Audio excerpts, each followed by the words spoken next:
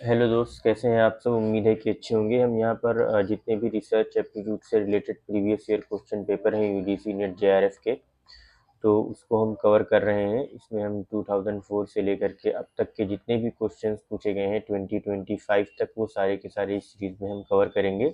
या आने वाले टाइम में हम 2025 और जो नेक्स्ट अपकमिंग ईयर्स होंगे उसके भी क्वेश्चंस को हम ऐड कर देंगे। जो जनवरी में एग्ज़ाम होने जा रहा है, जनवरी 2026 में, तो इसके भी क्वेश्चन हम सीरीज में आगे ऐड कर देंगे। तो जो कोई भी तैयारी कर रहा है वो रिसर्च एप्टीट्यूड के क्वेश्चंस को प्रैक्टिस करना चाह रहा है, तो इस पूरी सीरीज को आप वॉच कर सकते हैं। इसमें कोई भी क्वेश्चन हम कोशिश करेंगे कि मिस ना हो, और सारे के सारे क्वेश्चन इसमें हम ऐड कर दें। तो देखते हैं आज का हमारा कौन कौन से जो है 10 क्वेश्चन हैं। हम प्रीवियस अपनी वीडियोज़ में 40 क्वेश्चन डिस्कस कर चुके हैं जो सिर्फ प्रीवियस ईयर क्वेश्चन में पूछे गए थे।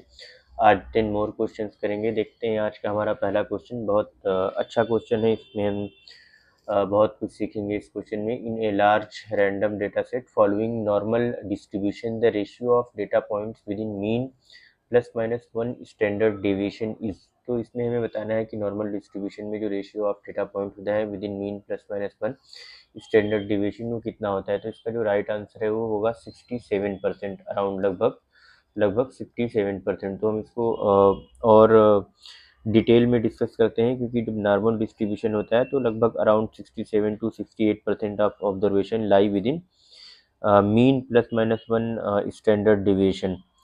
तो इसका एक एम्पिरिकल रूल होता है, मैंने यहाँ पे आपके लिए ऐड कर दिया है कि 99.7%, 95%, 68%। तो जब भी आपका स्टैंडर्ड डिवीजन जो होता है वो नॉर्मल होता है, वो तो 68% के अराउंड वो डेटा लाइव करता है। इसको आप सिग्मा वन भी बोल सकते, इसको आप सिग्मा भी बोल सकते हैं, या इसको आप बोल सकते हैं स्टैंडर्ड डिविएशन वन। और फिर जो आपका ये 95% वाला है इसको स्टैंडर्ड डिविएशन टू, और इसको आप स्टैंडर्ड डिविएशन थ्री बोल सकते हैं।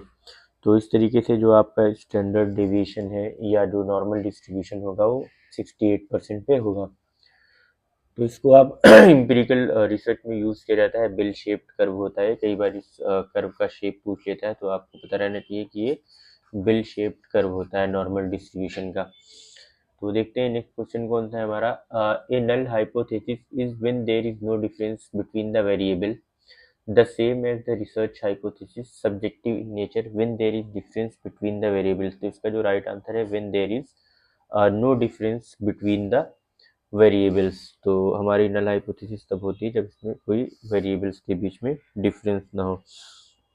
नेक्स्ट क्वेश्चन है हमारा action research related and applied research, a research carried out to solve immediate problems, a longitudinal research, simulative research. तो इसमें हमें देखना है कि जो एक्शन रिसर्च जो होती है वो इमीडिएट प्रॉब्लम्स को या प्रॉब्लम्स को सॉल्व करने के लिए की जाती है, तो उसको बोलते हैं एक्शन रिसर्च।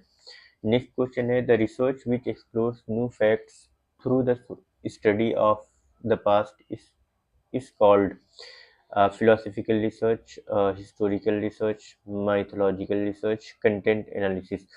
तो जो हम न्यू फैक्ट्स को स्टडी करते हैं पास्ट के थ्रू, तो उसको क्या बोलते हैं देखेंगे, उसको बोलते हैं हिस्टोरिकल रिसर्च।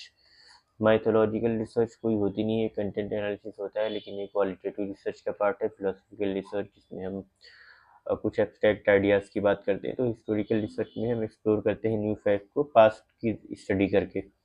नेक्स्ट क्वेश्चन है the process not needed in experimental research is. Experimental research में कौन सा प्रोसेस नीडेड नहीं होता है। Observation, manipulation, controlling, content analysis. तो आपका जो ऑप्शन डी है content analysis, this is not needed in experimental research, because observation में हम रिकॉर्ड्स को, जो द रिकॉर्ड्स ऑफ इफेक्ट्स होते हैं उनको हम रिकॉर्ड इफेक्ट्स के रिकॉर्ड्स को हम करते हैं, एनालाइज करते हैं। और जो मैनिपुलेशन होता है कि हम देखते हैं कि इंडिपेंडेंट वेरिएबल किस तरीके से चेंज हो रहा है, और जो कंट्रोलिंग होती है उसमें हम देखते हैं कि जो हमारे अदर वेरिएबल्स होते हैं वो किस तरीके से कांस्टेंट रहते हैं या उनको हम चेंज नहीं करते हैं।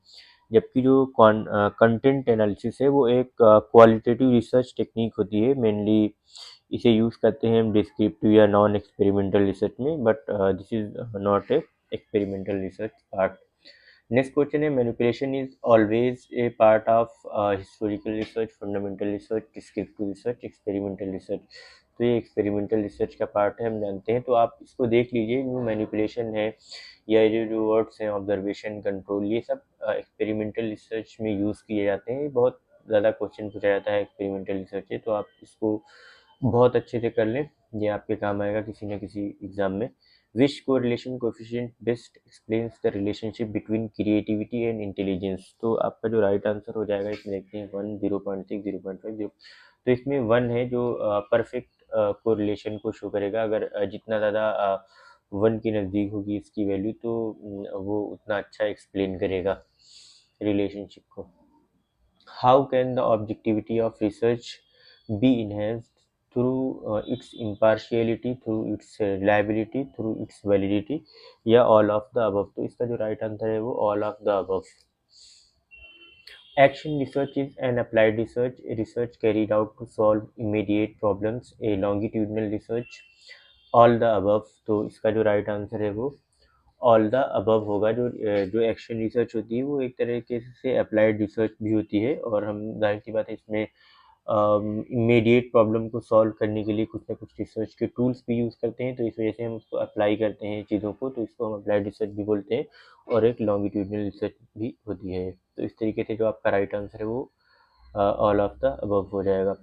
The basis on which assumptions are formulated, cultural background of the country, universities, specific characteristics of castes, all of the above। तो ये आज का हमारा लास्ट क्वेश्चन है, इसमें हमें बताना है कि कौन सा आंसर सही। तो जब भी हम assumptions को बनाते हैं तो बहुत सारी चीज़ों को ध्यान में रखते हैं, वो चाहे cultural background of the country हो, जिसमें हम सोशल नॉर्म्स देखते हैं, वैल्यूज़ या ट्रेडिशंस देखने को मिलते हैं। अगर हम यूनिवर्सिटीज़ या एकेडमिक बैकग्राउंड की बात करें तो उसमें किस तरीके की ट्रेनिंग दी जा रही है स्कूल्स में, यूनिवर्सिटीज़ में, कॉलेजेस में, उसको भी हम ध्यान में रखते हैं।